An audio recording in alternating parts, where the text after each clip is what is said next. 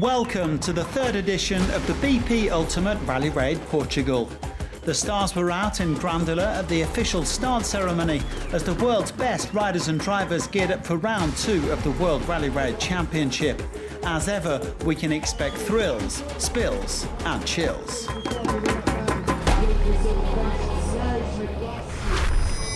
For the third straight year, Grândola hosts the start of the rally with a prologue for bikes only and then a loop around the town on the first full stage. Stage 2 takes us to Badajoz before a third stage entirely on Spanish soil. It'll then be back to Portugal to the new finishing city of Loulé in the Algarve, over 1,200 kilometres of racing on the menu. And we can expect a very different event from the second edition back in September, with rain forecast throughout the week. The million-dollar question is, how much?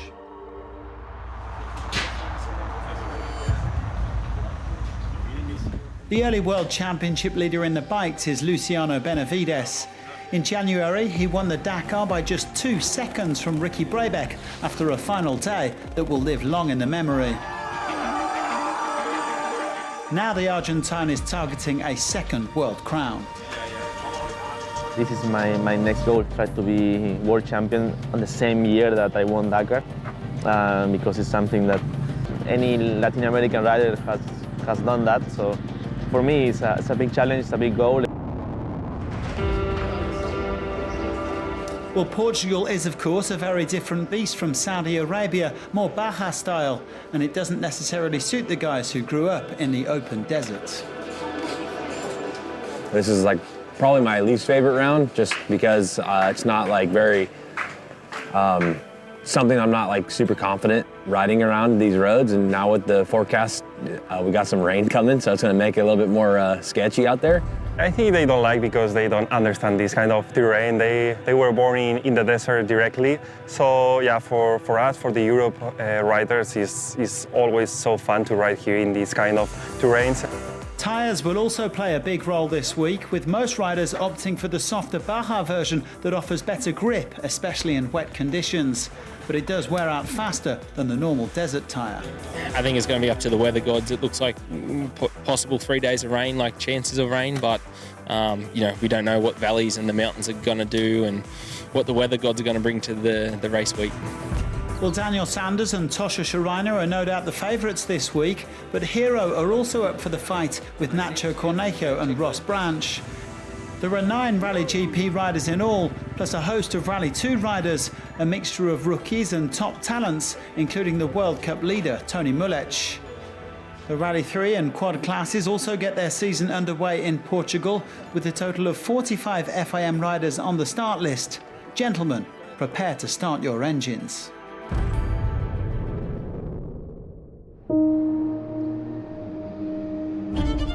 Well, the big news in the cars is that Dacia are pulling out of Rally Raid at the end of 2026. But it's not Dachau just yet, and the Sand Riders have a formidable lineup here. Sebastien Loeb, Lucas Moraes and Nasser Al Attiyah. We win Dakar and Dacia really doing amazing job, from beginning. We build really a nice car. And now we are here in the second round of championship, We know Portugal Rally is really one of the difficult race, and the time between all the competitors will be really close. After failing to crack the top 7 at the Dakar, Toyota are looking to hit back this week. The Japanese brand represented by a host of different factory and private teams. Yeah, we used up all of our bad luck hopefully in Dakar, and this week should be a bit cleaner. The testing's been good, the car feels good, we feel good, so ready to start now. Over at Ford, Carlos Sainz has a new co-driver in Dani Oliveras after bringing an end to his hugely successful partnership with Lucas Cruz. El Matador is looking forward to the week. It's always special for me to come back to Portugal. The passion the Portuguese people has for motorsport, for rallying, for rally ride, it's really big, and it's always a pleasure to be here. The start list is littered with star names across the car classes, with Defender bringing their full lineup in stock. Rokas Baciuska, Sarah Price and the Rally Raid GOAT Stefan Petterhansel ready for another rumble. Old friends and new challenges in the Challengers, with Alexander Pinto switching from the SSVs and trying out the BBR Taurus, while Dakar champion Pau Navarro tests the all-new Viking prototype, the pride of Latvia. Finally, in the SSVs, the W2RC frontrunners will face stiff competition from the local talent.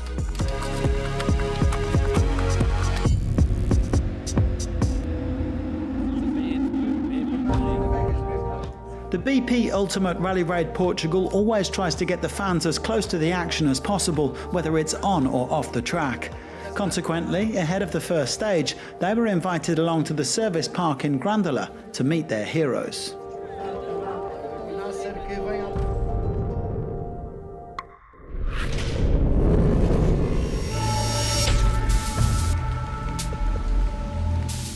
After several days of glorious sunshine, the riders were greeted by rainfall on the morning of stage 1. The ground already muddy after the heavens had finally opened the night before, so it was time to psych themselves up for a tough start to this rally in cold and wet conditions. Well, first off the line was Nacho Cornejo, who ended up top of the start list after the top 10 riders from the prologue had made their choices. However, the Chilean's rally was short-lived. On stage 2, his hero gave up the ghost after taking on too much water. It wouldn't restart, and Nacho was forced to withdraw. We're gonna keep working hard for Argentina to redeem ourselves. The team had been doing an amazing job with the bike, so yeah, a bit sad for not being able to bring the bike to the finish this time, but for sure we'll have other opportunities. Luciano Benavides has big plans for this season, but the Argentine was out of sorts in the early days of the rally. Still recovering from knee surgery after his Dakar triumph and not really comfortable on this kind of terrain, the World Championship leader was already 10 minutes off the pace after the first 2 stages.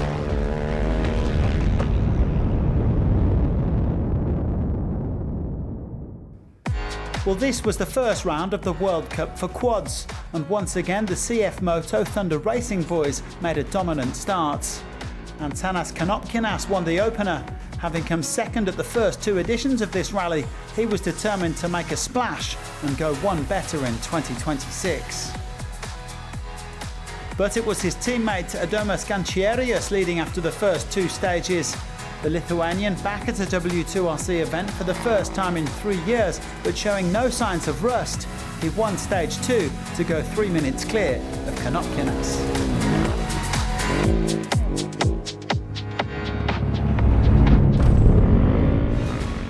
In Rally 3, meanwhile, local rider Gonçalo Amaral was on a charge. He already won this class in 2024 and went quickest on the prologue and the first 2 stages to open up a 40-minute lead. His brother Salvador was also doing a solid job, occupying 2nd place in the standings. The Amarals hoping to repeat their 1-2 from 2 years ago after enduring a torrid time back in September. Now, Ross Brandt soon found himself flying the flag solo for Hero after Cornejo was forced out. Considering he's another rider who doesn't really like the wet and muddy tracks, the Motswana was acquitting himself admirably. He sat just outside the top 5 after 2 stages. Personally, I'm not really familiar with this kind of terrain and I don't really enjoy it. Just the ups and the downs and riding on the side of the cliff, I'm scared of heights. But it was good. Ricky Brabec was also faring better than expected, a place ahead of Branch in 5th overall. Earlier, the American told us this is his least favourite round of the W2RC, but he was fighting hard to limit any potential damage. At this point, he had only dropped around 8.5 minutes to the front runners.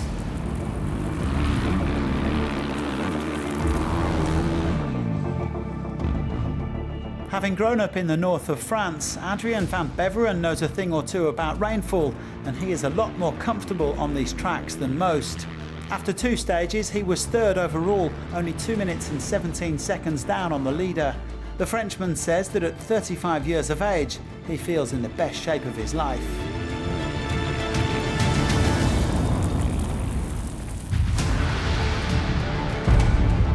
Two years ago, Bruno Santos finished third overall at the BP Ultimate Rally Raid Portugal and won the Rally 2 class. The Portuguese star was once again keen to prove he can mix it up with the best in the business and came agonisingly close to victory on stage 2, just 2 seconds behind Tosha Schareina. Bruno's nerves perhaps getting the better of him. That sensation with all the people, Portuguese and Spanish people in the track, doing all the time, you are the first. Maybe I was not able to hold on all that pressure, and next time I need to believe until the end.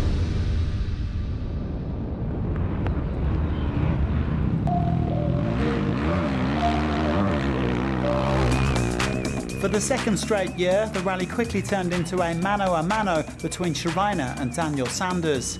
In fact, since this event was created in 2024, they are the only two men to have led the overall standings in the bikes. Tosha's engine cut out after one river crossing on stage 1, so he lost a little time, but he won stage 2 to keep the pressure on Sanders at the top.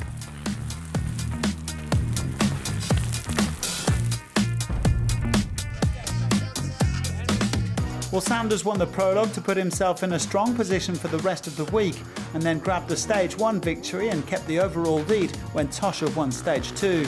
The Aussie looking absolutely determined to defend his Portugal title. Not bad for a man who had surgery to fix a broken collarbone after his crash at the Dakar. Physically, he was looking on point. And I realised that I didn't even have my hose connected to my camelback, so I didn't drink the whole time. So yeah, we're looking forward to the next few days, and yeah, body's feeling strong and fine. Didn't notice anything. Well, lest we forget, the BP Ultimate Rally Raid Portugal also has a Spanish flavour to it. For 2 days, the rally set up shop in Badajoz, the largest city in Extremadura, which dates back more than 1,000 years. No doubt the competitors would have been happy to have a bit more of this sunshine throughout the week.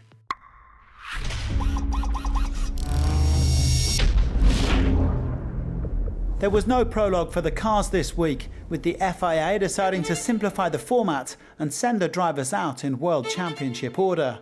Newly crowned Dakar champion Nasser Al Attiyah would therefore be first out of the gate on stage 1.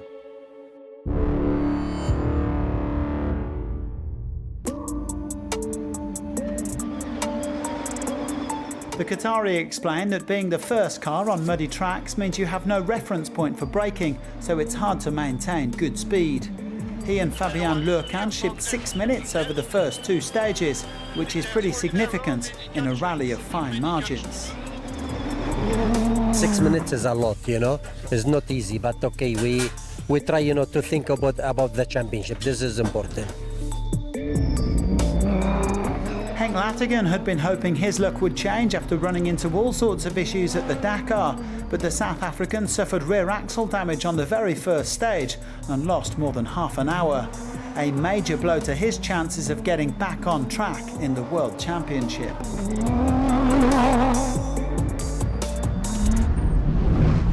Saud Variawa also saw his overall hopes ruined after a run-in with a tree stump early in the first stage.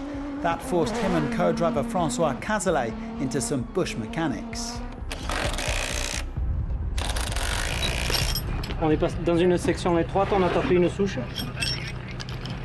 We were in a narrow section and we hit a tree stump, so we broke the brake disc. It got worse and we ended up damaging the hub completely. We've tried to build a makeshift replacement so we can finish the stage. But if their day was bad, Ford's was an absolute disaster. Matthias Ekstrom and Carlos Sainz were both forced to withdraw from the rally altogether on stage 1 due to serious mechanical issues. A real shame for the team after an excellent Dakar, where they finished with 3 cars inside the top 5. Unfortunately, the rally finished very, very early. All the practice we wanted to do with Danny, now it's going to be delayed, but yeah, we know this is a tough business. We know it's not easy. You know, it's not about how many times you fall down, it's about how many times you get back up. And we will get back up and come back stronger. Well, so much for the losers on day one, but the winner was Joao Ferreira. The Portuguese star getting off to the perfect start on home soil. He said that in these conditions it's almost impossible to push hard because you are bound to hit trouble if you do. It was super slippery, super easy to make mistakes. We saw a lot of drivers already with problems and stops, so I think the race will be very demanding for us and for the mechanical side as well. Okay, just the first day of 5, so still a long way to go. Mattia Serradori made a decent start, but things went awry halfway through the rally when he hit a tree stump as well and put his Century CR7 on its side. He and Loic Minaudier had to walk a kilometre in different directions to find enough people to get it back on the wheels. Seth Quintero had a hard time actually getting to Portugal because his flight over was grounded by a tornado. However, as soon as he jumped into that Toyota Hilux, it was 3-2-1 liftoff. The young American with back-to-back stage podiums to sit third. For us to be, let's say, 10 seconds apart with 75k to go is pretty wild after 300k at that point. It's been a lot of fun, and I'm glad that I can be one of the front runners, and hopefully we can keep it that way. Just 13 seconds ahead of Quintero after 2 stages was Guy Botterill. The South African adopting a slightly more cautious approach, which paid off as he improved from 4th on stage 1 to 2nd on stage 2. At that point, he was only 40 seconds off the rally lead. And this was the man he was chasing. 9-time World Rally Champion Sebastien Loeb, who knows a thing or two about racing in these conditions. Even if he occasionally struggled with the changing levels of grip, the Dacia Sand Rider proved that he is also a decent muddy puddle rider as well.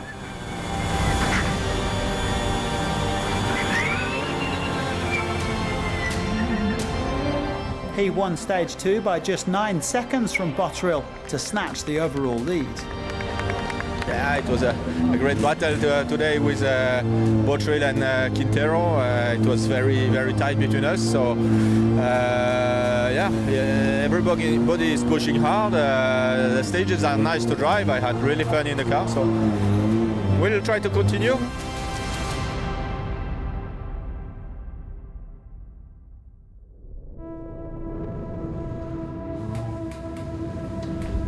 Hello, this is Bart van der Velde, team manager from the Bas World KTM team. Here in Portugal we use 2 sets of different rear tires. Left from me you see the normal desert tire. The tire has bigger knobs but lower knobs, so the tire is a stronger tire, especially for in the stones. On the sandy days, and now here like in Portugal we use the Desert Baja. It has smaller but higher knobs, so it's not so strong as the normal Desert. Yeah, especially here in the muddy conditions, the Desert Baja rear tire has much more traction, so it's stopping the bike with braking much better. Coming out of the corner it has much more traction. It's always a bit gambling, if there are stones, no stones. There is also a difference in rules between Rally GP and Rally 2. The Rally 2 can choose whatever tire they want, and Rally GP needs to decide the tire before the race starts. So if a Rally GP rider decides to go with a normal desert tire, they cannot go to the other tire. We have 3 riders in the team, so for every rider we bring 1 set for each day. So every day we swap the Michelin tires and the Moses.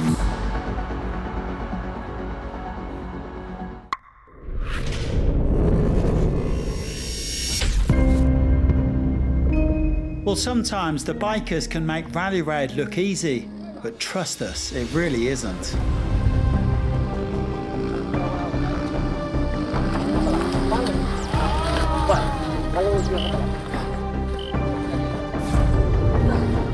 And even the best can obviously run into trouble. Poor old Ricky Brabec was crossing a river at one point on stage 3 and his whole bike fell in the water. Remarkably, he managed to bring it to the finish, but lost over 15 minutes and dropped to 11th overall.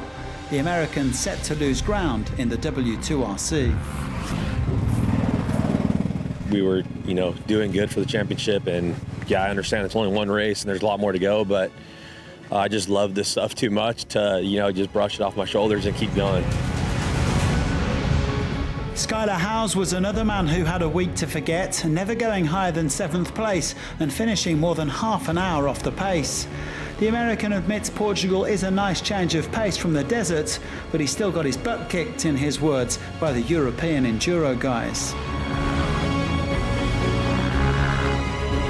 At least he and everybody else was getting plenty of support from the fans. Niels Terek made his move on stage 4 and admitted he had a big smile on his face after catching the top 2 from Dakar, Luciano Benavides and Ricky Brabec.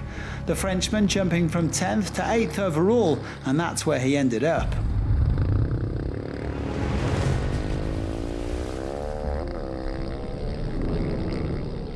The battle was on to finish as the top Portuguese rider at this 3rd edition, and Martin Ventura was giving it his best shot. The Honda factory man suffered an injury before the rally, but decided to grit his teeth and keep racing. With one stage to go, he was about 3 minutes down on the leading national rider, Bruno Santos. I know I have the rhythm, but yeah, I'm not in the best condition, but from what I'm able to do, I'm happy.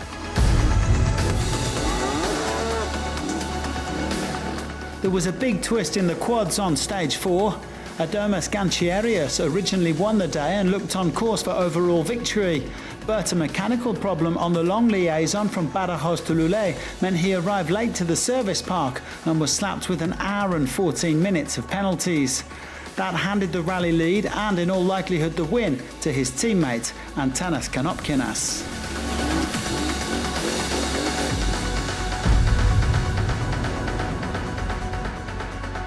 In Rally 3, Muran Puravdorj denied Gonçalo Amaral a clean sweep by taking the class honours on stage 3. An impressive fight back from the 7-time Mongolian champion, who injured his hand and lost over 5 hours on stage 1. Edgar Canet said he learned a lot this week. The young Spaniard, who turned 21 before the prologue, admitted he probably made the wrong tyre choice, sticking with the desert tyres rather than the wet weather Bajas. But with one stage to go, he was still in the hunt for 4th place overall.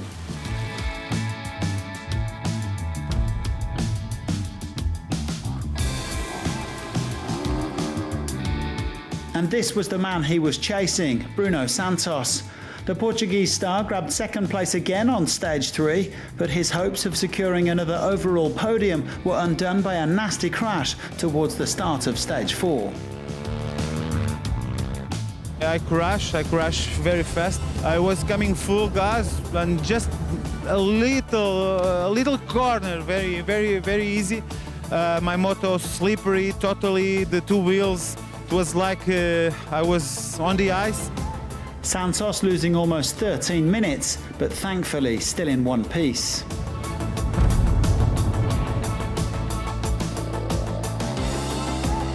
That put Adrien Van Beveren in firm control of 3rd place overall. After stage 3, he was locked on exactly the same time as Santos, but by the end of stage 4, he had a 10-minute buffer. The Frenchman, who loves racing out here in Portugal, closing on his first W2RC podium since Dakar 2025.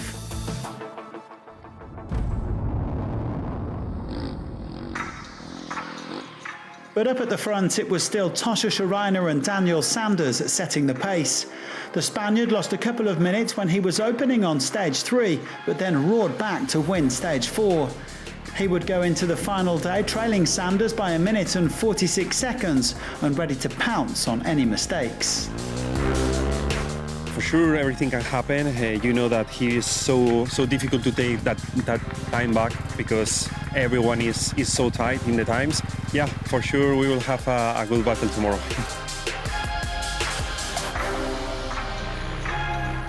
Well, Sanders continuing to show the same irrepressible form that helped him to dominate the 2025 season.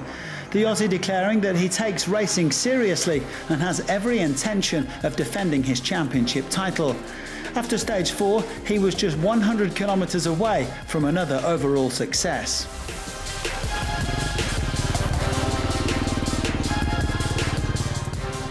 We'll push straight from the get-go and don't take our eyes off the road book or the tracks in front. Yeah, prepare the body and the bike, and we'll get ready for the last day. We know it comes down to the final kilometres in all races, so yeah, we'll make sure we're focused right until the end.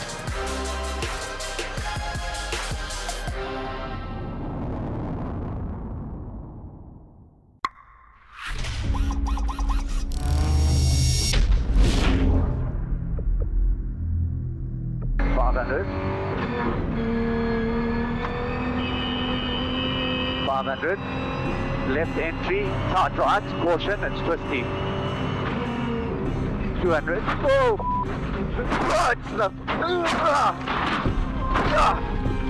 What the? Are you alright? Yeah, unfortunately we came up the crest a little bit too quick and had nowhere to go, and we tried to take the straight line and avoid taking the corner because there was a big pile of rocks in front of us, and we ended up hitting a ditch and going end over end. It's a little bit unfortunate, but yeah, frustrating. Rally over for Henk Laatiken and Brett Cummings then, but Yazid Al-Raji was still plugging away.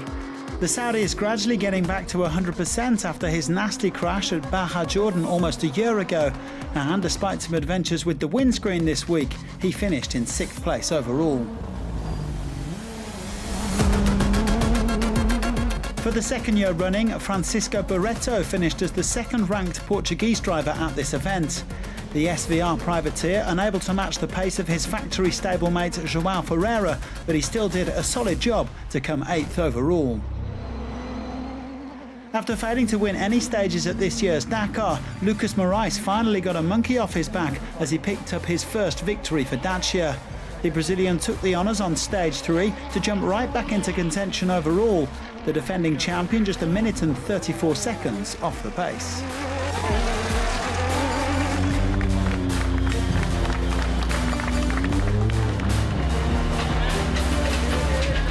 Finally, first win with the Dacia and Rider team. Really happy, 1-2 actually, with a great fight with this legend here, Seb and Edward, and I'm really happy to win this one and to be part of this. Yeah, for sure. Thank you, Seb. Yeah. Thank you very much. Yeah. Thank you.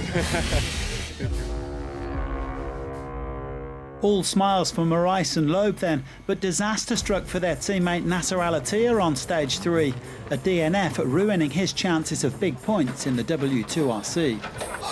Suddenly, before the finish, 70 kilometers, cars completely stop. I think have a problem with the electric, but we'll see.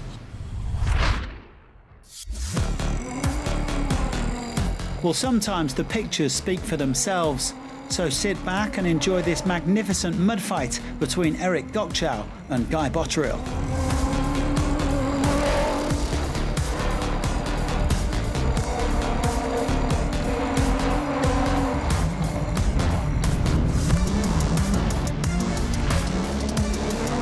That was the pinnacle of rallying. We break Tyre, he overtake us.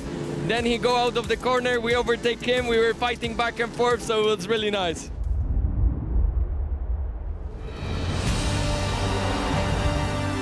Well, stage 4 saw Joao Ferreira claim his second win of the week.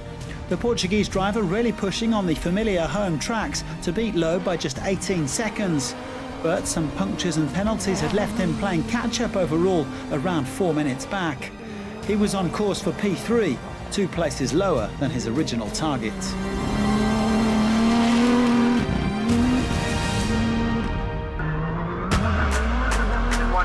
Another danger 2, keep up. Just ahead of Ferreira was Seth Quintero. The American came close to taking the lead of the rally on stage 3, but a couple of late punctures cost him precious minutes. I think we had a little bit over 2-minute lead, and to get 2 flats and to lose it like that is quite frustrating. But we're only 1 minute and 20 out of the overall, so we'll keep going as much as we can. I've turned a new leaf, I think, and it's nice to be a top 3 guy every day. But try as they might, nobody could match the pace and consistency of Sebastien Loeb. The Frenchman coming second on stages 3 and 4 to increase his overall lead. He'd go into the last day with a cushion of 2.5 minutes over Quintero. I tried to keep a good rhythm. I knew that Seth Quintero was pushing behind, so I increased the lead every day a little bit. So until now, it's very good. So we'll see tomorrow what we can do.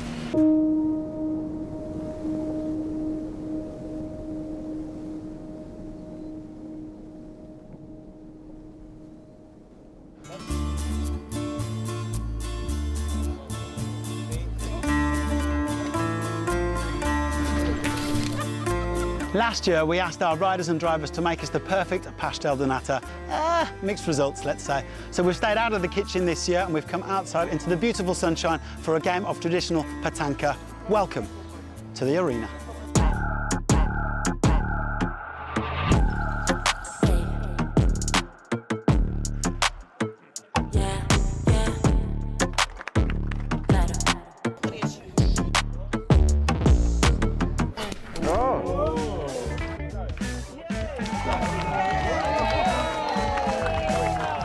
Amigo.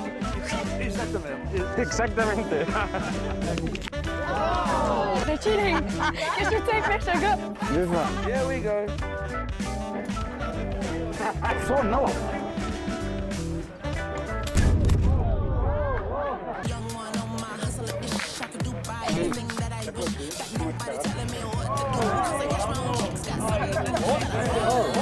We are cool.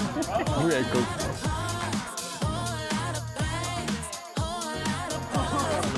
You're so good. It's the last one.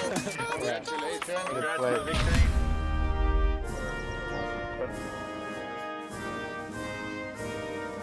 There they are.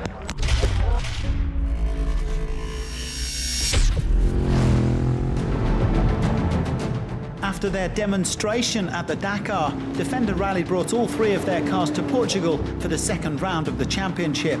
Stefan Petterhansel, Sarah Price and Rokas Baciuska preparing for another rumble. And it was Baciuska, the Dakar winner, who made the brightest starts. The young Lithuanian winning stage 1 and just about keeping the overall lead on stage 2, despite a puncture. The stage 2 victory went to Sarah Price, who was just 2.4 seconds per kilometre slower on average than the ultimate cars, an impressive effort. The American beating Petterhansel by just 47 seconds. In our category, it's very hard to make up time because, you know, obviously we're all fast. And so, you know, anyone could win.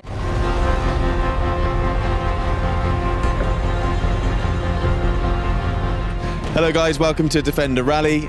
All 3 cars and crews are back and I'd like to invite you in to join us for our debrief.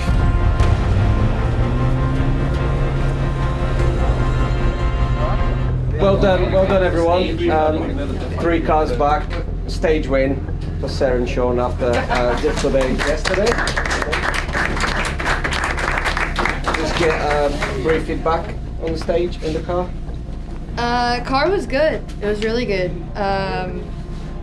Yeah, I just didn't know we were so far back starting from them. I didn't know what our pace was like until after the last transfer. But it was really tight. There's actually some rocky areas as well, and then there's a lot of water. Pushed within reason, I guess. And then, yeah, didn't take any crazy risks, but it was good. Stefan? Raider car is really nice to drive. We take a lot of pleasure, and we have just a small problem with the brake at the end. We lose one fan to cool down the caliper, so we decided to drive slowly to the end, but at the end it's really good day. Yeah. Average, I'm happy. Shower, sleep, repeat. Thanks guys. Thank you. What's in here? Well, what a difference a day makes. After that win on stage 2, Price had brake issues on stage 3 and lost over an hour and 10 minutes. That ruined her overall prospects, although she did win again on stage 4.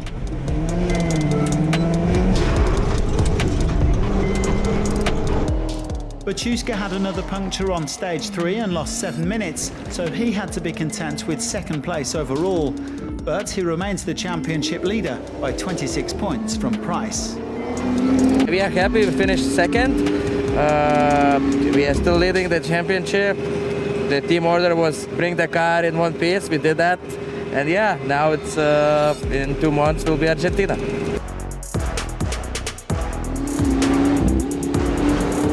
And so it was Petter Hansel who took the overall honours in Portugal alongside his co-driver Michael Mech. Mr Dakar full of praise for the defender, saying it's a great car to drive. He stayed out of trouble and proved that at 60 years of age, he's still more than capable of putting the kids in their place, one of them in particular. Rocas is really super excited. He wants to beat us, you know, so he wants to finish in the front of us. So we try to show that we are not completely died.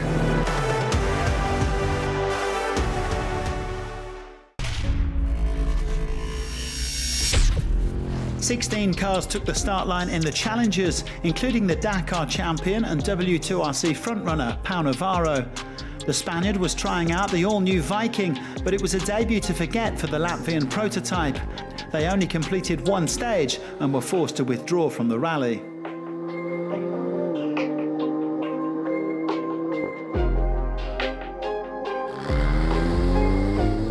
There was also a DNF for Dania Akil in her Taurus T3 Max. Following big problems on stage 1, the Saudi's engine gave up the ghost on stage 2, and that brought her rally to a premature end.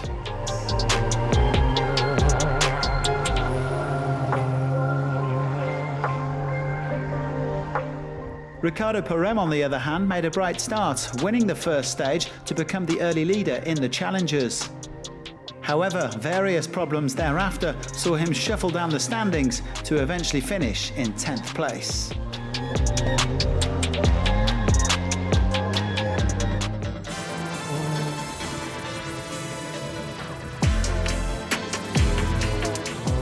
Puk Klaassen isn't really used to these conditions, and she could only manage 7th place overall. The Dutch-born South African lost time on stage 1, and then she had no power steering on stage 2. But in spite of all that, she scored enough points to climb to 2nd place in the championship, behind Navarro. I mean, overall it was cool. I scored some points, which I was more focused on, just the championship. So that's my goal going forward. It was a better week for Puk's teammate Charles Munster, who was 2nd at this rally for the 2nd year running. The Luxembourger said that he's used to the rain back home, so he was more comfortable than most and only lost 6 minutes to the winner, Alexander Pinto. It was simply a masterclass from the Portuguese driver, despite this being a new class and a new car. The W2RC's reigning SSV champion reading off 4 straight stage wins to take victory in style. I'm very happy for this, for all, and for the future. I keep push, I keep go take more, and thank you for all the team, all the sponsors. Thank you, Bernardo. I'm very happy for this moment.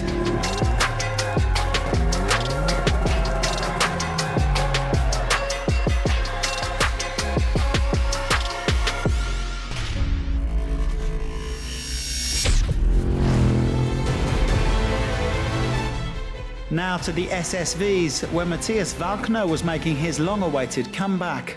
The former bike star and Dakar winner was sidelined for several years by serious injury, so it's fantastic to see him back. He and his rookie co-driver Oliver failed to reach the finish line this week, but Matthias is ready for the next chapter in his storied career.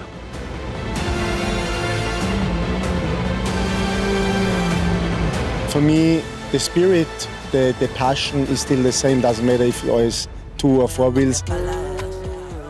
Luis Cidade was on electric form this week, winning 3 of the 5 stages. Unfortunately, electric issues in the car on stage 2 led to a retirement and prevented the Portuguese driver from landing a good overall result. Still, he did get some shiny new medals for the mantelpiece.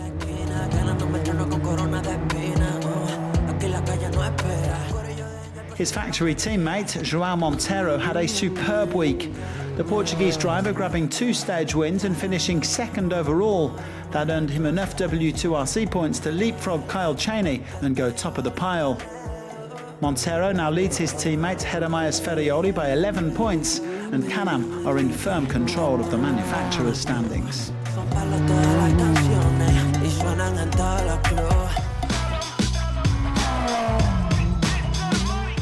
Luis Portela grabbed the overall lead in the SSVs on stage 2 and looked on course for overall victory until disaster struck on stage 4. A broken alternator forcing him out of the special and ending his hopes of a much-needed win. Well, Luis's loss was his teammate's gain. Miguel Barbosa taking over at the top after a very consistent outing and holding off Montero to win the rally by 2 minutes. The brilliant Barbosa didn't win any stages but was always on the podium, and at the finish line his thoughts were with his unfortunate teammates. It was a shame for Luis and David. They were doing a great job, so congratulations for them. Congratulations for our team, JB Racing. They did a fantastic job during all the week. The car is amazing, fantastic. My co-driver also, Joel, so congratulations to all. It's for them, this victory. Confirmation of the overall results in Stock, Challenger and SSV, with wins for Petter, Pinto and Barbosa. In the W2RC, the classes are led by Bachuska, Navarro and Montero. And here's how the different manufacturers and teams line up across the board.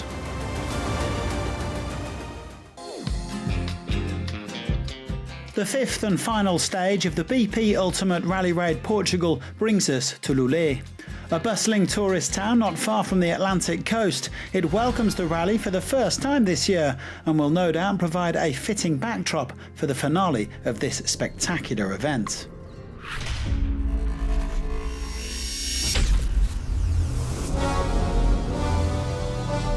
Stage 5 was split into 2 specials, 98 kilometres inspired by the Dakars and WRC events of old, and then a 2-kilometre spin next to the service park in the shadow of the local football stadium, the Estadio Algarve.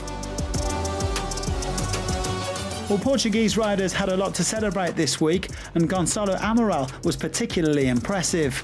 He was a cut above the rest in Rally 3, winning all but one stage and finishing over 2.5 hours clear of his nearest rival. He goes home with the class crown for the second time after 2024. I'm very happy to be at the finish line at first. Last year we have a lot of bad luck. Everything happens to us, so this year I think it's a clean race for me.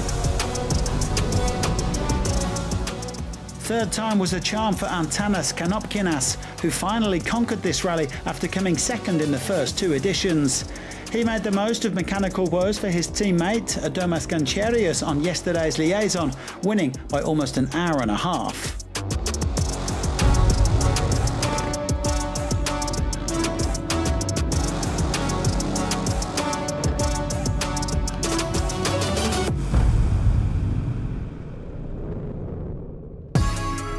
Portugal took another class win in Rally 2, and once again it was a repeat of 2024, with Bruno Santos coming out on top. The national star proved he can mix it up with the big boys over this terrain, and without yesterday's crash he might have been fighting for the overall podium.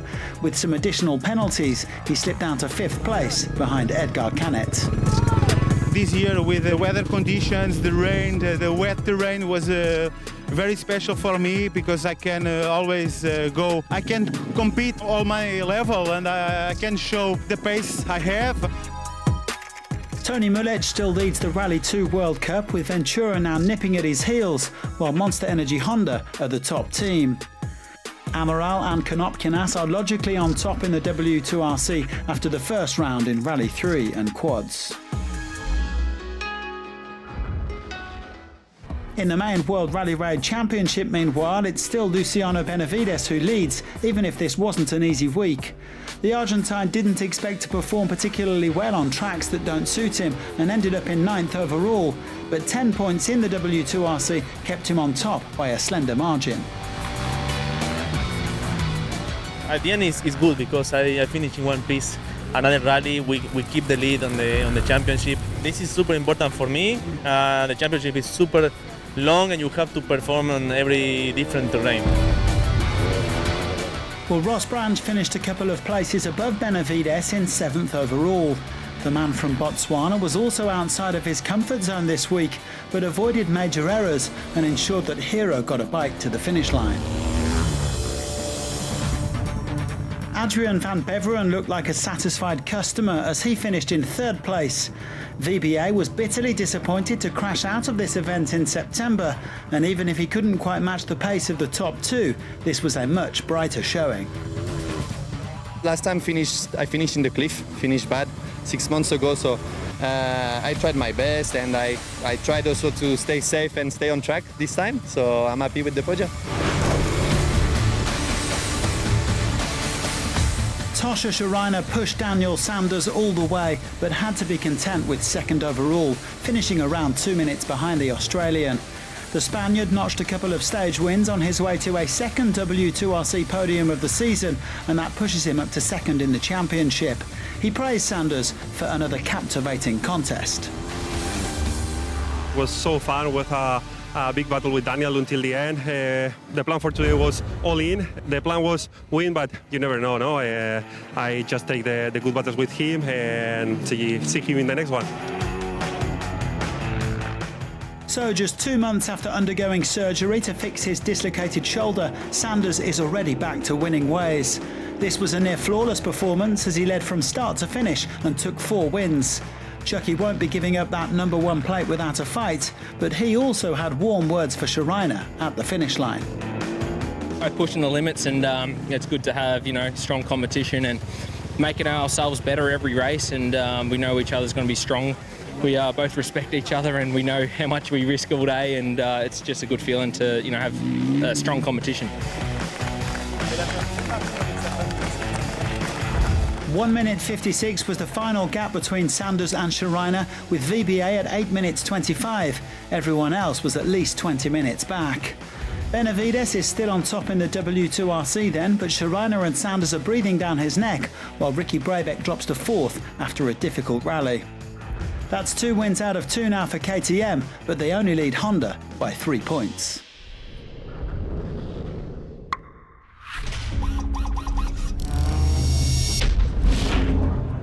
The final stage in the cars, Sebastien Loeb with a 2.5 minute lead. The gap we have is not enough for a puncture, so it's important to be concentrated, to try to keep a good rhythm, avoid the mistakes, and we'll see.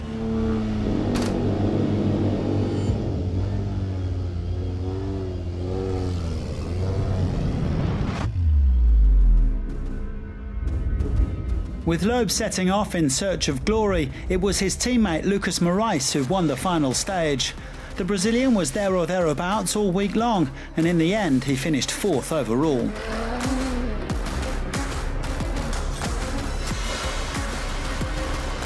As always, it's very nice to come back here into racing in front of such incredible fans in Portugal and Spain, and to finish off with a stage win again. So we won 2 stages this edition. Congrats to the whole Dacia team. Well, no question about the least satisfied Dacia driver this week.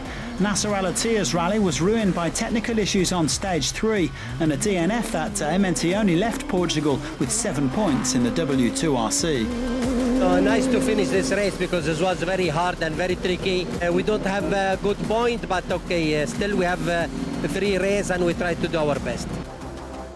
Marek Gokczał continues to dominate the W2RC Master Driver standings for gentlemen drivers over 50. After taking top spot at the Dakar, the Pole doubled up in Portugal, finishing 10th in the cars overall. He leads Hernan Garcés by 54 points in the championship.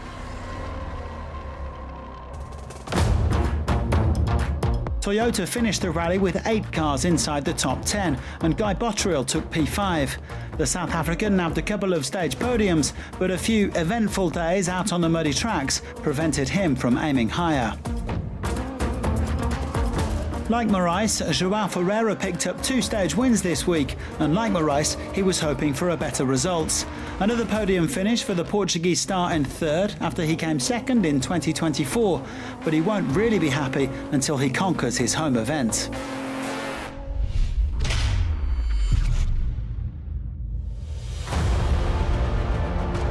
The highest placed of all the Toyotas was Seth Quintero in second place. The American had excellent pace all week, always in the top 5 and keeping Loeb honest at the front. Little by little, Seth is evolving into a genuine contender.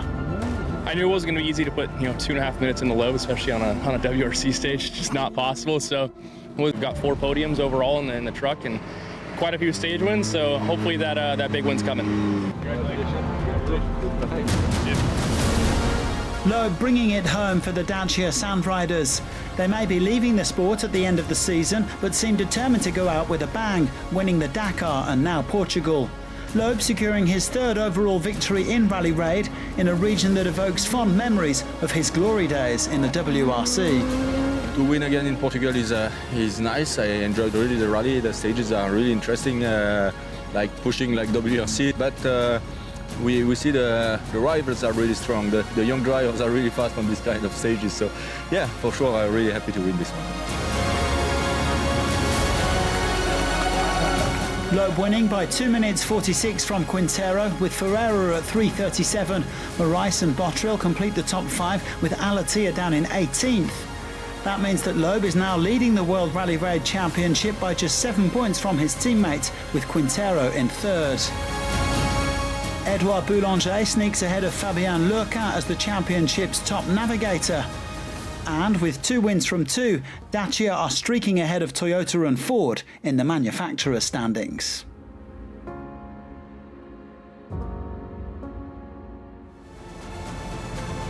This was the 3rd edition of the BP Ultimate Rally Raid Portugal, and it was a spectacular one at that. Now it's time to celebrate our winners and enjoy some of the standout shots of this remarkable rally. Do join us again in Argentina at the end of May, and thanks for watching.